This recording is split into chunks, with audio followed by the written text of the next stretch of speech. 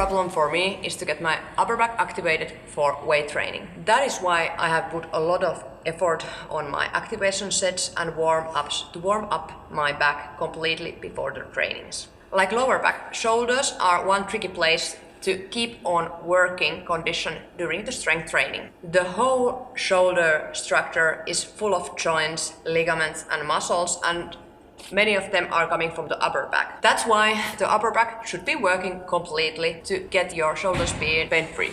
As you can see, shoulders are not there where the articulation takes place. It is the rotator cuff where the ligaments and joints make the articulation. You might think, why upper back? Why I'm not talking about the shoulders? It is a good question, and I could make a totally video blog about shoulders, but the thing is, if you have a shoulder pain, they are normally coming from your upper back, and that's why we need to cure the problem, not only the pain. As I told you, I hate to do same trainings in every single training session. That is why we have now 5 sets to do before the trainings to get your upper back activated. All these movements will help you get your muscle ups and pull ups better. You will move the bar more easily and you will get your body working more efficient and sharp. The first activation sets will include scapula raises, pull-ups with a hold and ring rows with pauses. It is very common that people can move their upper back front and backwards, but not downwards and upwards. This exercise helps you to understand how to move your scapula also up and down. As you can see in the video, Essie is trying to move her arms instead of scapulas, and we are working on that she can understand that bending the arm is not helping her upper back to work. If you still lack the strength to do pull-ups, ring rows are a very good exercise to learn how to do them. They are good for the strength training, but they are very good activation training as well. With the pause. Good. The longer the pause is, the more you need strength for that. So, because this is just for the activation, you should try to avoid to be very tired after these sets. With your leg angle, you can still change the power of the movement. Let your back be round when you start it, and then put your scapulas together in the end. Pidä vaan. Hyvä. The last workout of the set 1 is pull-up holds. To keep your upper back working, it's good to know how to keep tension in your latissimus and your theresis. This movement also helps you to relax your trapezius, which are very important to weightlifter because we need trapezius using them and relaxing them with a catch. Do your maximum time. So if you are doing already pretty hardcore stuff afterwards, it can just be a couple of seconds, or if you don't use your upper back in your trainings, it can be also longer. If you are short, as is here, you can use something to help you to go up. So you don't need to pull yourself there. Good. Just try to relax your hands and use your upper back. Using trapezius is very common for the weightlifters because we need them when we are pulling. But instead of using them the whole time, we need to also how to relax them because the catch of the snatch is coming when they're relaxed. So if you just can use them with the hold, you never can turn the bar. One of the greatest workouts in the gym is doing different kind of rows. Dumbbell rows are good to building muscles, but when you are doing them just for the activation, they are very good to learn how to use your scapulas. Relax your arms and let your shoulders be relaxed as well. Trying to avoid to bend your arm, just use your scapulas. If you have problems with your grip, you can also use straps. Straps help you relax your arms so you are not bending your arms when you are pulling. Second exercise in a set 2 is face pull with the band. Next exercise is face pull with the band. You need to select so light band that you will not tighten your upper back. You need to get them activated. So let your shoulders be again in front when you start, and from there you put your scapulas together. The thing is that you need to think about pulling, not using your hands. Just pull. Here, yeah. And let them be round, round, round, round. And from there, pull. Good. Our last exercise is just for checking out that have we really activated our back. So at first you need to drop your lower back down, then pull yourself to your toes, raise your back, and then push yourself towards your hands. So you need to try to do like a square with your scapulas. And try to keep your core tight, so don't raise your butt when you are doing this. Even though it is a good butt. Okay.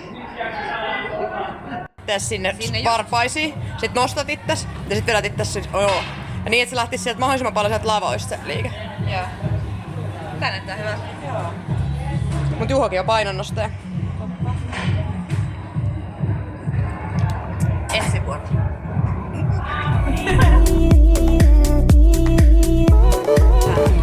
So next thing is scapula push-ups. It's just to get your upper back moving. Your own body mass helps you to move the scapulas, like you can see from here.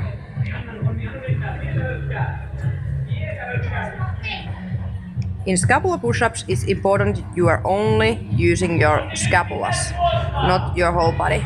Try to be a little bit more straight, so don't push yourself in front. Try to be in the middle the whole time. Better. Next exercise is non-symmetric push-ups. You can do them on your knees or just with the normal push-up stand. You can vary your handstands and make them easier or more difficult. Do similar amount of reps in both sides. If you know already that you have weaknesses, you can put one more extra set to the weaker side. When you're starting to do those non-symmetric push-ups without knees on the floor, you can first start little non-symmetric. Steffi, could you do a little bit wider non-symmetric stand? Yeah.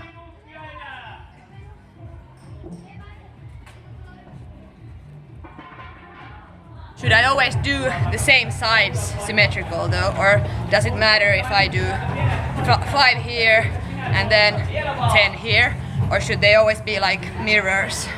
I think they're supposed to be mirrors, but if you, like I said, if you have a weaknesses, the last set what you will do can be an extra set for your weaker part. Side. Yeah. Okay. But the thing is that we are activating our body. So if your left side needs more activation, you can always make more on the left side. Yeah. But just to be sure that you are also training your right side, you should do also sets to the right. Lever rise with a band is a finisher of this third set. Be sure that you are using your upper back, not your arms.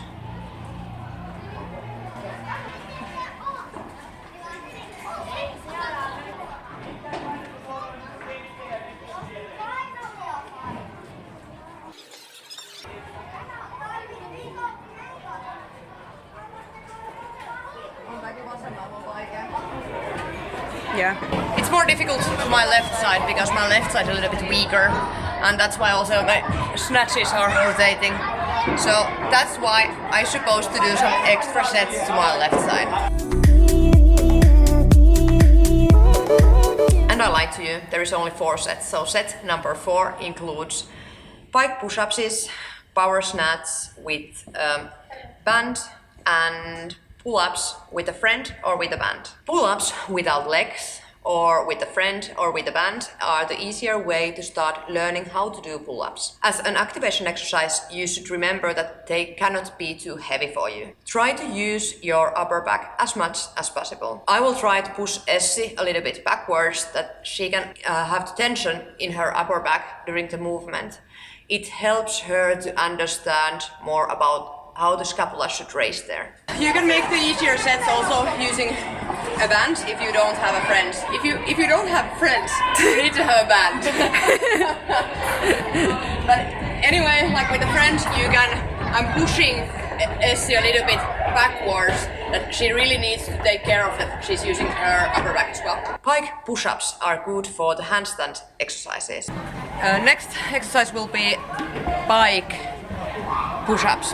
The thing is that you can, with your hip, you can select what kind of strength you need when you are doing them. Why I'm using them is that you need to be very sure and take care of that your axilla is front.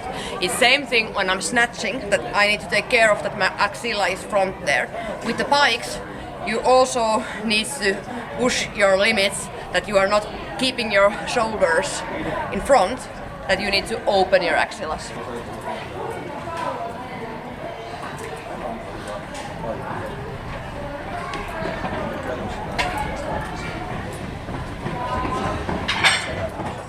Like that. You can also, like I said, if you want to make them to increase your overhead shoulder strength, you can also make a wider stand, that it helps more with the snatches.